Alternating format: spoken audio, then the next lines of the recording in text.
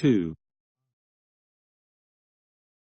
So I lived my life alone, without anyone that I could really talk to, until I had an accident with my plane in the desert of Sahara 6 years ago.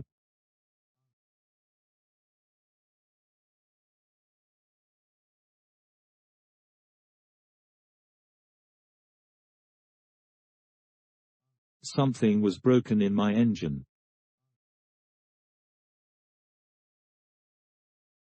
And as I had with me neither a mechanic nor any passengers, I set myself to attempt the difficult repairs all alone. It was a question of life or death for me.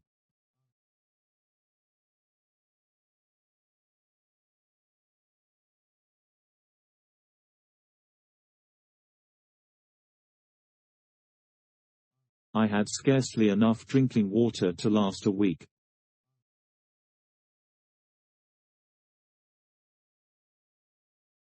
The first night, then, I went to sleep on the sand, 1,000 miles from any human habitation.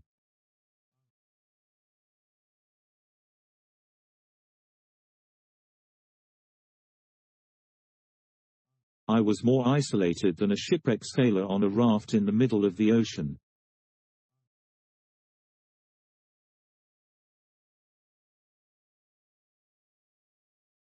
Thus you can imagine my amazement, at sunrise, when I was awakened by an odd little voice.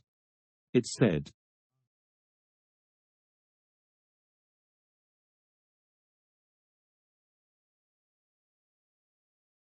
"If you please, draw me a sheep." What? Draw me a sheep. I jumped to my feet, completely thunderstruck.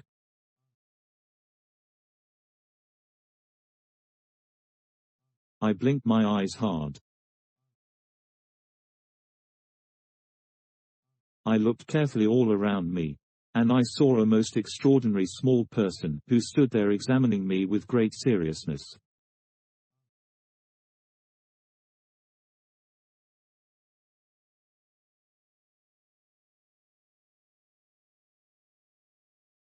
Here you may see the best portrait that, later, I was able to make of him.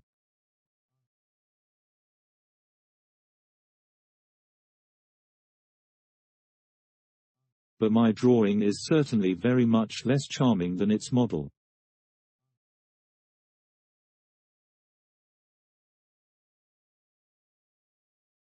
Picture 2.1. That, however, is not my fault.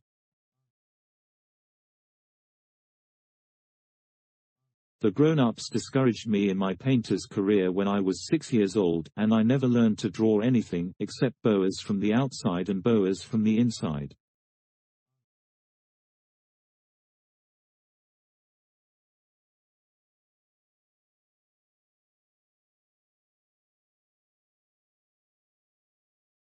Now I stared at this sudden apparition with my eyes fairly starting out of my head in astonishment.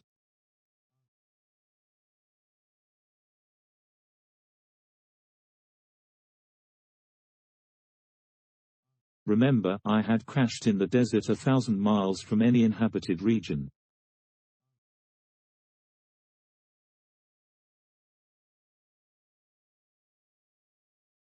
And yet my little man seemed neither to be straying uncertainly among the sands, nor to be fainting from fatigue or hunger or thirst or fear.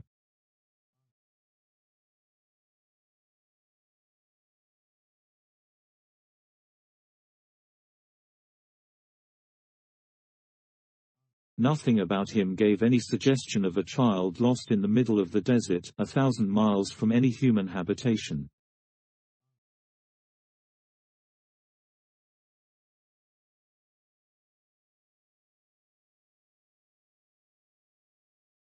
When at last I was able to speak, I said to him,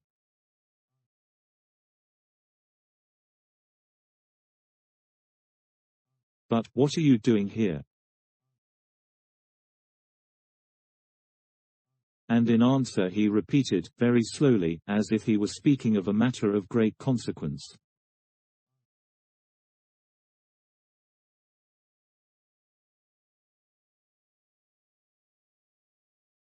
If you please, draw me a sheep.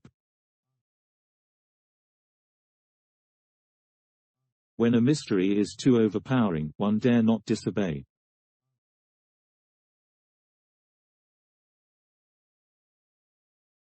Absurd as it might seem to me, 1,000 miles from any human habitation and in danger of death.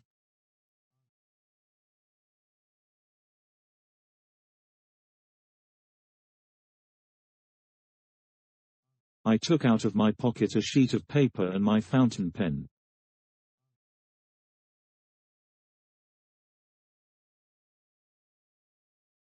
But then I remembered how my studies had been concentrated on geography, history, arithmetic, and grammar, and I told the little chap, a little crossly, too, that I did not know how to draw.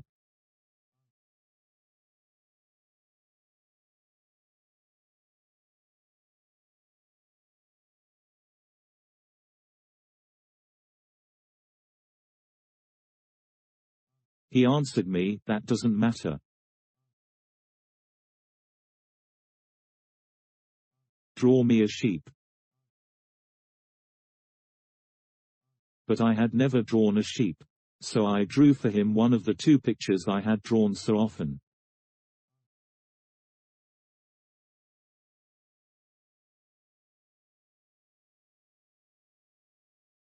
It was that of the boa constrictor from the outside.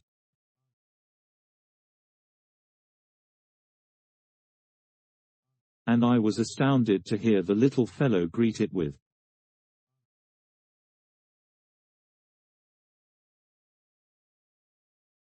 "No, no, no. I do not want an elephant inside a boa constrictor."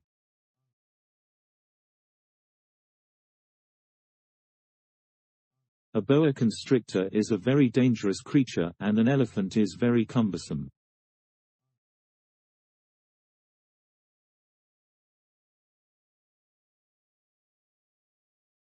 Where I live, everything is very small.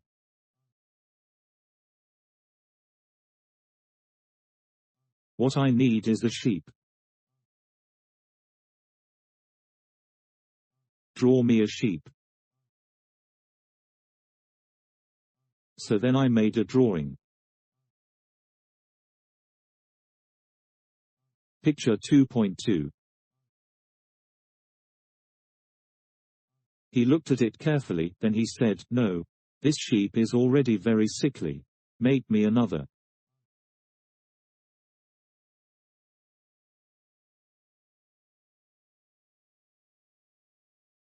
So I made another drawing. Picture 2.3. My friend smiled gently and indulgently.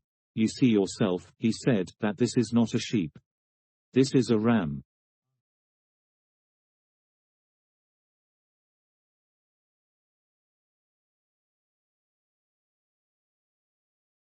It has horns." So then I did my drawing over once more.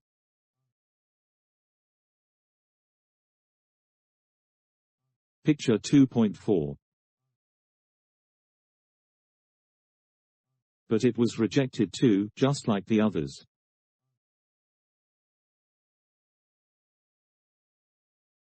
"This one is too old. I want a sheep that will live a long time."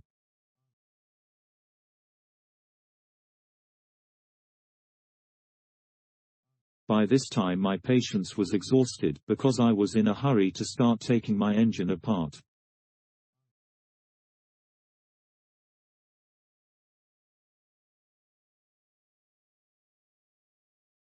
So I tossed off this drawing. Picture 2.5. And I threw out an explanation with it.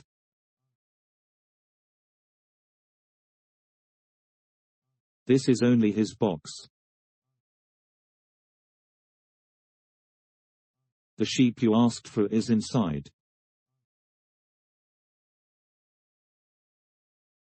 I was very surprised to see a light break over the face of my young judge.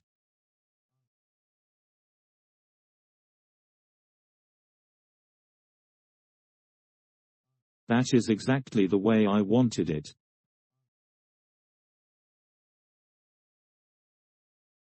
Do you think that this sheep will have to have a great deal of grass?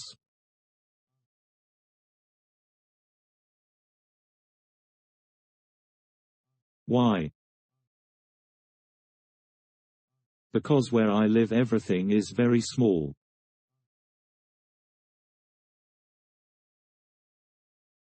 He bent his head over the drawing, not so small that, look.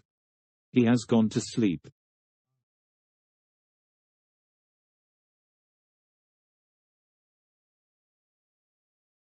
And that is how I made the acquaintance of the little prince.